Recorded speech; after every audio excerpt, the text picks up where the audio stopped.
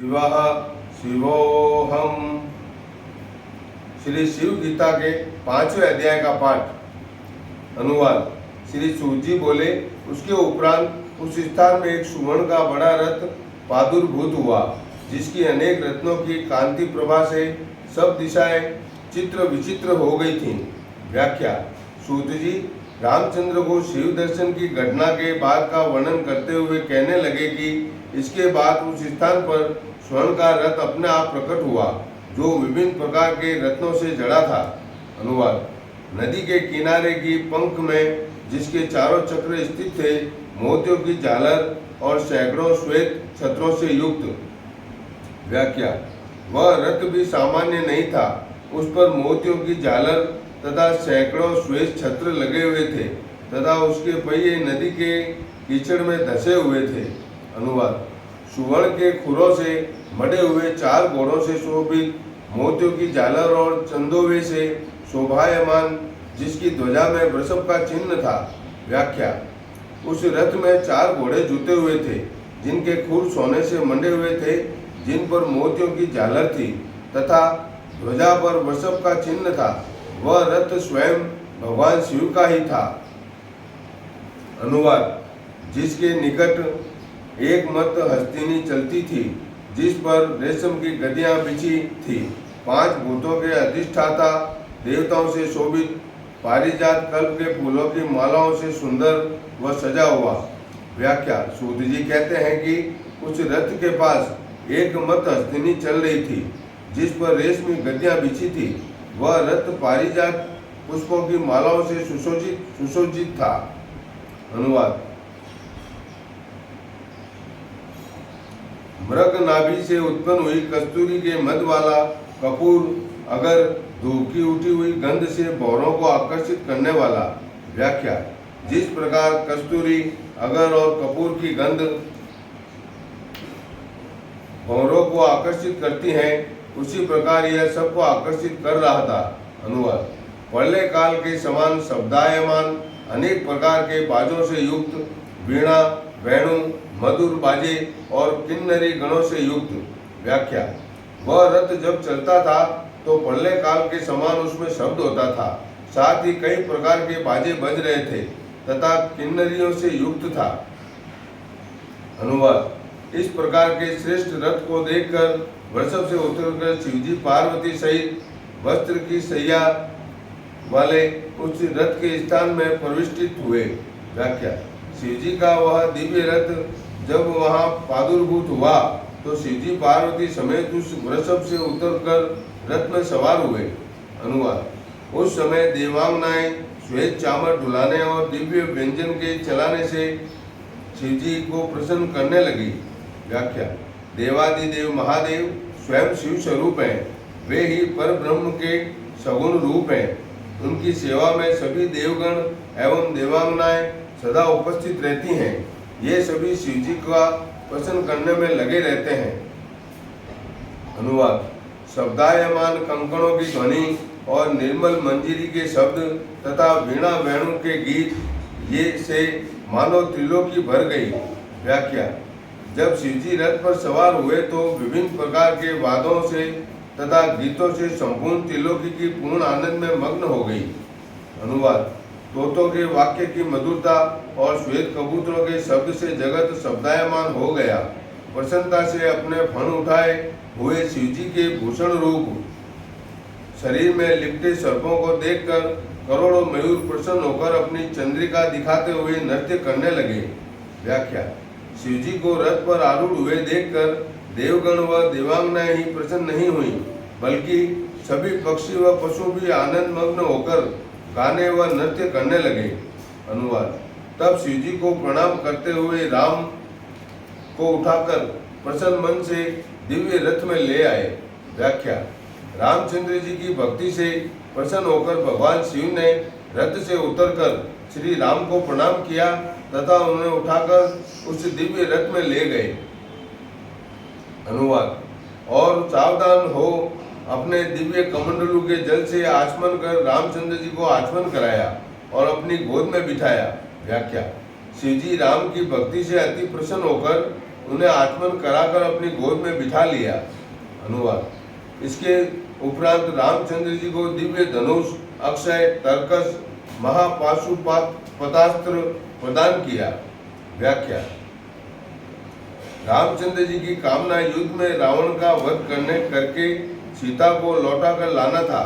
इसकी पूर्ति के लिए भगवान शिव ने उन्हें दिव्य धनुष तथा ऐसा तर्कस प्रदान किया जिसमें से बाण कभी समाप्त नहीं होते हैं, तथा अपना दिव्य पाशुपतास्त्र भी दिया जिससे वह रावण को तथा उसकी सेना को मार सकते थे।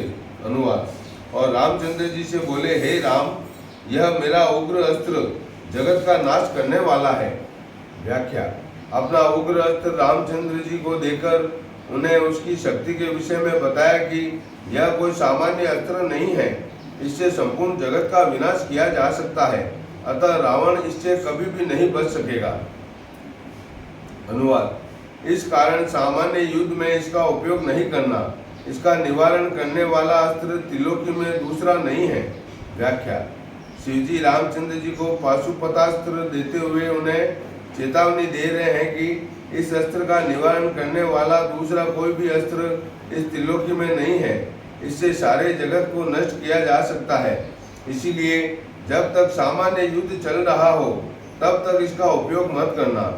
जब युद्ध में ऐसी स्थिति आ जाए कि तुम्हारे प्राण संकट में पड़ जाए अथवा किसी भी अन्य अस्त्र से रावण को मारा जाना संभव न हो, तो तुम्हारे अन्य अस्त्रों का प्रभाव उस पर न हो रहा हो, तभी इसका उपयोग करना। दिव्य अस्त्रों का उपयोग दिव्य कार्य के लिए ही करना चाहिए।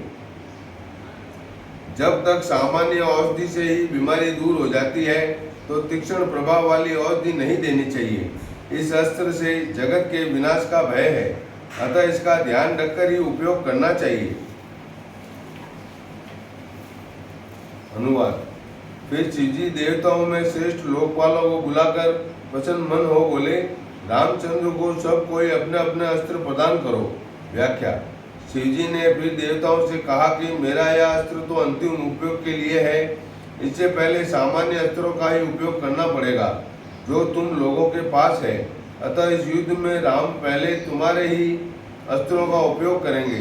यदि रावण इनसे भी न मारा गया तो अंत में वे मेरे अस्त्र का उपयोग करेंगे। अतः तुम लोग अपने अपने अस्त्र उन्हें सौंप दो, क्योंकि तुम लोग भी इस अत्याचारी रावण का वध चाहते हो। वह रावण तुम लोगों से भी नहीं मारा जा सकता, क्योंकि मैंने उसे वरदान दे रखा है कि वह देवताओं से भी नहीं मरेगा।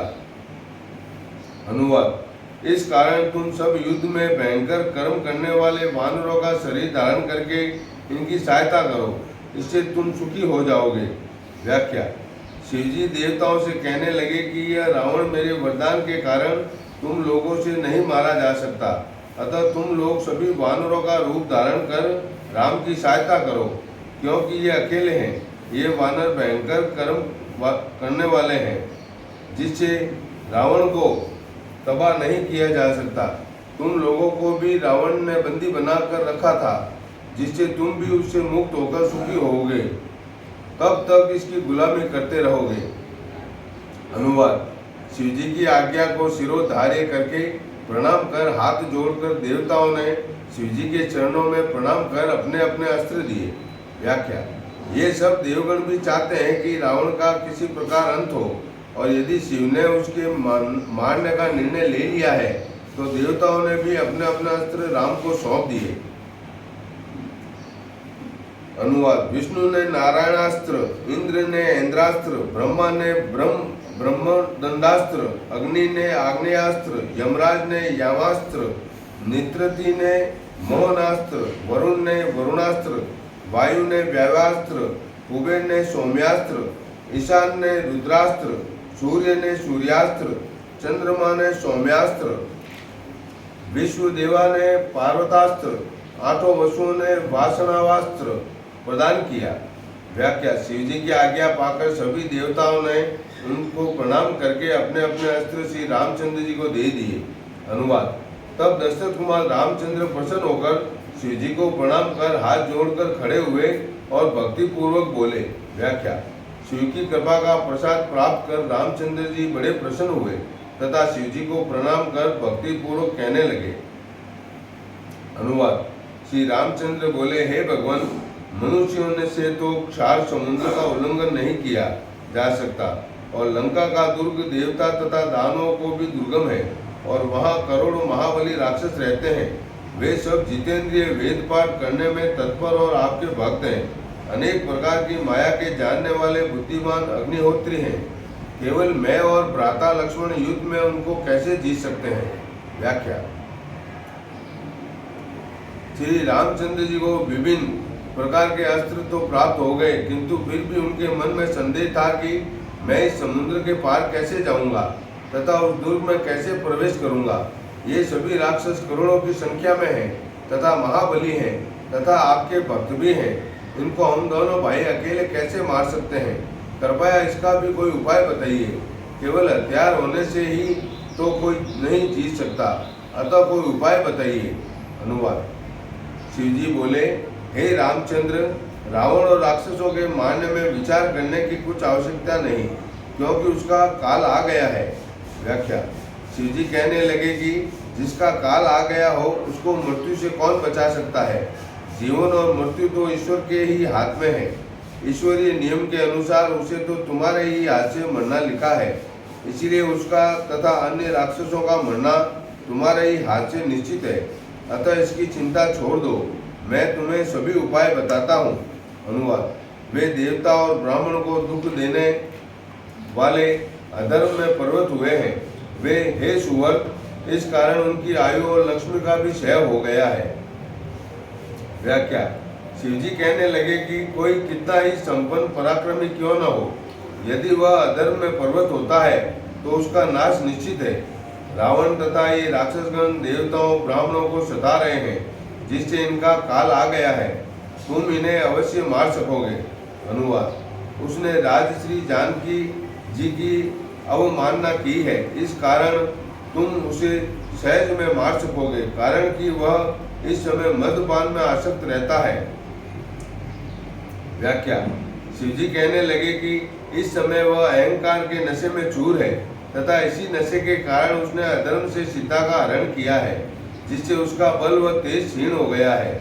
इसीलिए तुम उसे अवश्य मार सकोगे। अनुवाद। अधर्म में प्रीति करने वाला शत्रु भाग्य से ही प्राप्त होता है। जिसने वेद शास्त्र पढ़ा हो और सदा धर्म में प्रीति करता हो, वह विनाश काल आने पर धर्म का त्याग कर देता है। व्याख्या।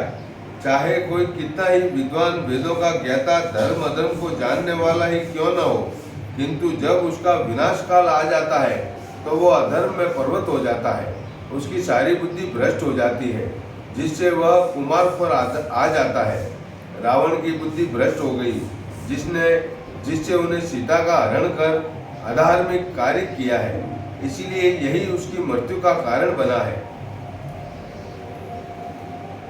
अनुवाद। जो पापी सदा देवता ब्राह्मण और ऋषियों को दुख देता है, उसका नाश स्वयं होता है। व्याख्या। जो उच्च श्रेणी का वर्ग है, जो संसार को ज्ञान ज्योति देता है, सभ्यता एवं संस्कृति के विकास में योग देकर संसार को उन्नति की ओर ले जाता है, उसको मारना, उसको दुख देना महापाप माना गया है। ऐसा व्यक्ति अपना नाश स्वयं कर लेता है। अनुवाद। हे राम, किष्किंधा नगर नामक नगर में देवताओं के अंश से बहुत से महाबली और दुर्जय वानर उत्पन्न हुए हैं। व्याख्या। शिवजी रामचंद्र जी को आश्वासन दे रहे हैं कि तुमको डरने की कोई आवश्यकता नहीं है। तुम्हारी सहायता के लिए ये सभी देवगण किष्किंधा नामक नगर में अपने अंश से उत्पन्न हो चुके हैं, जो वानर रूप में है। ये सब तुम्हारी सहायता करेंगे। अनुवाद। वे सब तुम्हारी सहायता करेंगे। तुम सागर पर सेतु बंधवाना।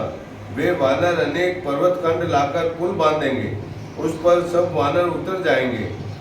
इस प्रकार रावण को उसके साथियों सहित मारकर वहां से अपनी प्रिया को लाओ। व्याख्या। ये सभी वानर देवताओं की शक्ति से संपन्न है, वह बड़े बलवान है।